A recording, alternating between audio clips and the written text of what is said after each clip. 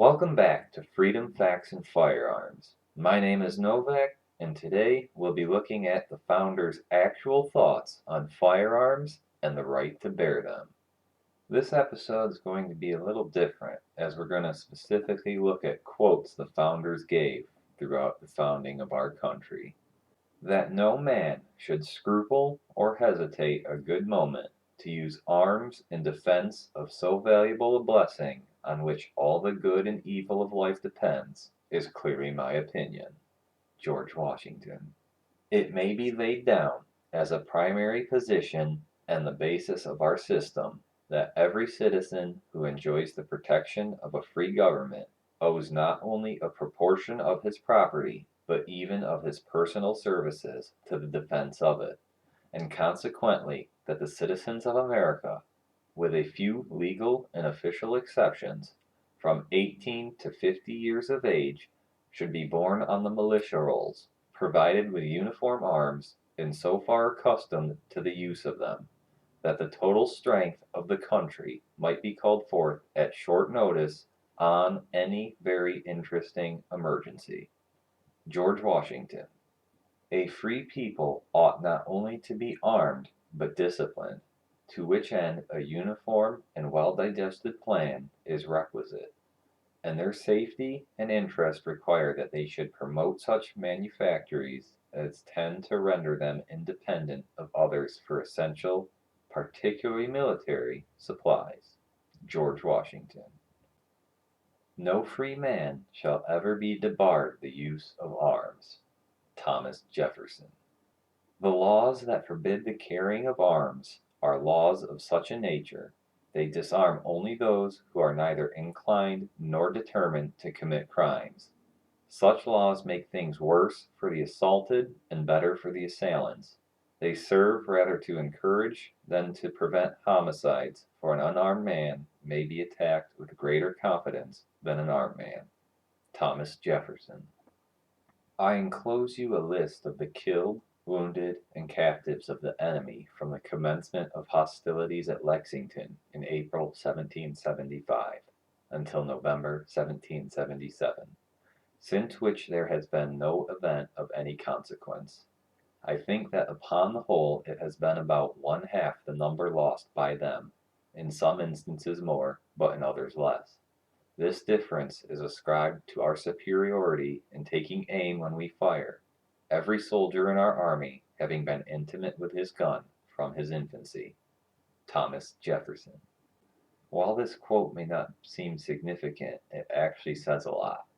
Because Americans grew up with firearms, trained with firearms, and they were so common throughout the population, they were far superior in accuracy than the British, who only line fired. I prefer dangerous freedom over peaceful slavery. Thomas Jefferson. What country can preserve its liberties if their rulers are not warned from time to time that their people preserve the spirit of resistance? Let them take arms. Thomas Jefferson. A strong body makes the mind strong. As to the species of exercises, I advise the gun. While this gives moderate exercise to the body, it gives boldness, enterprise, and independence to the mind. Games played with the ball, and others of that nature, are too violent for the body, and stamp no character on the mind. Let your gun therefore be your constant companion of your walks. Thomas Jefferson. On every occasion, let us carry ourselves back to the time when the Constitution was adopted, recollect the spirit manifested in the debates, and instead of trying to force what meaning may be squeezed out of the text, or invented against it, conform to the probable one in which it was passed. Thomas Jefferson. The Constitution of most our states, and of the United States, assert that all power is inherent in the people, that they may exercise it by themselves, that is their right and duty to be at all times armed. Thomas Jefferson. They that can give up essential liberty to obtain a little temporary safety deserve neither liberty nor safety. Benjamin Franklin. That a well regulated militia, composed of the body of the people, trained to arms is the proper, natural, and safe defense of a free state, that standing armies in time of peace should be avoided as dangerous to liberty, and that in all cases the military should be under strict subordination to and governed by the civil power. George Mason. I ask, who are the militia? They consist now of the whole people, except a few public officers. George Mason. To disarm the people is the most effectual way to enslave them. George Mason. Before a standing army can rule, the people must be disarmed, as they are in almost every country in Europe. The supreme power in America cannot enforce unjust laws by the sword, because the whole body of the people are armed and constitute a force superior to any band of regular troops. Noah Webster. Besides the advantage of being armed, which the Americans possess over the people of almost every other nation, the existence of subordinate governments, to which the people are attached, and by which the militia officers are appointed, forms a barrier against the enterprises of ambition more insurmountable than any which a simple government of any form can admit of. James Madison. The ultimate authority, wherever the derivative may be found, resides in the people alone. James Madison. The right of the people to keep and bear arms shall not be infringed. A well-regulated militia, composed of the body of the people, trained to arms, is the best and most natural defense of a free country. James Madison. Necessity is the plea for every infringement of human freedom. It is the argument of tyrants. It is the creed of slaves. William Pitt. A militia, when properly formed, are in fact the people themselves, and include, according to the past and general usage of the states, all men capable of bearing arms. To preserve liberty, it is essential that the whole body of the people always possess arms, and be taught alike, especially when young, how to use them. Richard Henry Lee. No free government was ever founded, or ever preserved its liberty, without uniting the characters of the citizen and soldier in those destined for the defense of the state. Such area well-regulated militia, composed of the freeholders, citizen, and husbandman, who take up arms to preserve their property as individuals and their rights as free men. Richard Henry Lee. Are we at last brought to such humiliating and debasing degradation that we cannot be trusted with arms for our defense? Where is the difference between having our arms in possession and under our direction, and having them under the management of Congress? If our defense be the real object of having those arms, in whose hands can they be trusted with more propriety, or equal safety to us, as in our own hands? Patrick Henry. Guard with jealous attention the public liberty. Suspect everyone who approaches that jewel. Unfortunately, nothing will preserve it but downright force. Whenever you give up that force, you are ruined. The great object is that every man be armed. Everyone who is able might have a gun. Patrick Henry. This may be considered as the true palladium of liberty. The right of self-defense is the first law of nature. In most governments it has been the study of rulers to confine this right within the narrowest limits possible. Wherever standing armies are kept up, and the right of the people to keep and bear arms is, under any color or pretext whatsoever, prohibited, liberty, if not already annihilated, is on the brink of destruction. St. George Tucker. The supposed quietude of a good man allures the ruffian, while on the other hand, arms, like law, discourage and keep the invader and the plunderer in awe, and preserve order in the world as well as property. The balance of power is the scale of peace. The same balance would be preserved were all the world destitute of arms, for all would be alike. But since some will not, others dare not lay them aside. And while a single nation refuses to lay them down, it is proper that all should keep them up. Horrid mischief would ensue were one half the world deprived of the use of them. For while avarice and ambition have a place in the heart of man, the weak will become prey to the strong. The history of every age and nation establishes these truths, and facts need but little arguments when they prove themselves. Thomas Paine.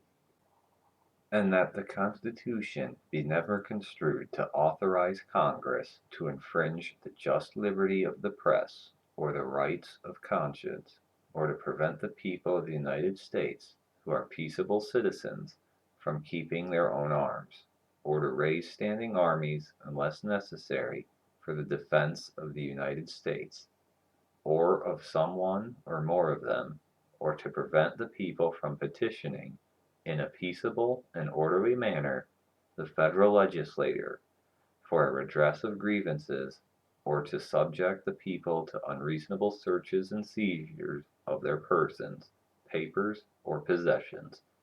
Samuel Adams.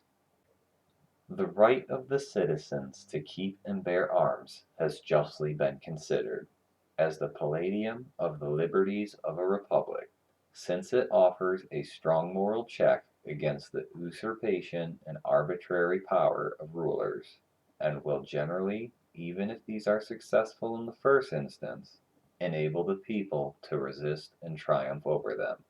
Joseph Story. What, sir, is the use of a militia? It is to prevent the establishment of a standing army, the bane of liberty. Whenever governments mean to invade the rights and liberties of the people, they always attempt to destroy the militia, in order to raise an army upon their ruins. Elbridge Gerry. If the representatives of the people betray their constituents, there is then no resource left but in the exertion of that original right of self-defense which is paramount to all positive forms of government, and which against the usurpation of the national rulers may be exerted with infinitely better prospect of success than against those of the rulers of an individual state. In a single state, if the persons entrusted with supreme power become usurpers, the different parcels, subdivisions, or districts of which it consists have no distinct government in each, can take no regular measures for defense. The citizens must rush tumultuously to arms, without concert, without system, without resource, except in their courage and despair. Alexander Hamilton. For it is a truth, which the experience of ages has attested, that the people are always most in danger when the means of injuring their rights are in the possession of those of whom they entertain the least suspicion.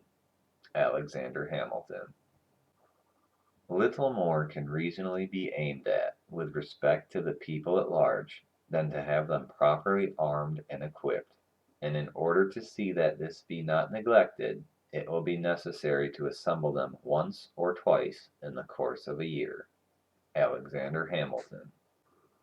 If circumstances should at any time oblige the government to form an army of any magnitude, that army can never be formidable to the liberties of the people while there is a large body of citizens, little, if at all, inferior to them in discipline and the use of arms, who stand ready to defend their own rights and those of their fellow citizens. This appears to me the only substitute that can be devised for a standing army, and the best possible security against it, if it should exist. Alexander Hamilton.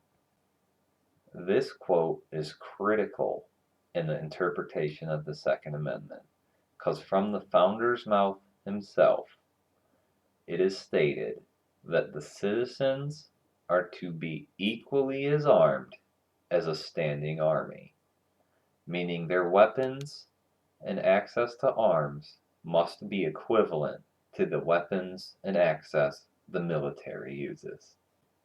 The militia of these free commonwealths, entitled and accustomed to their arms, when compared with any possible army, must be tremendous and irresistible.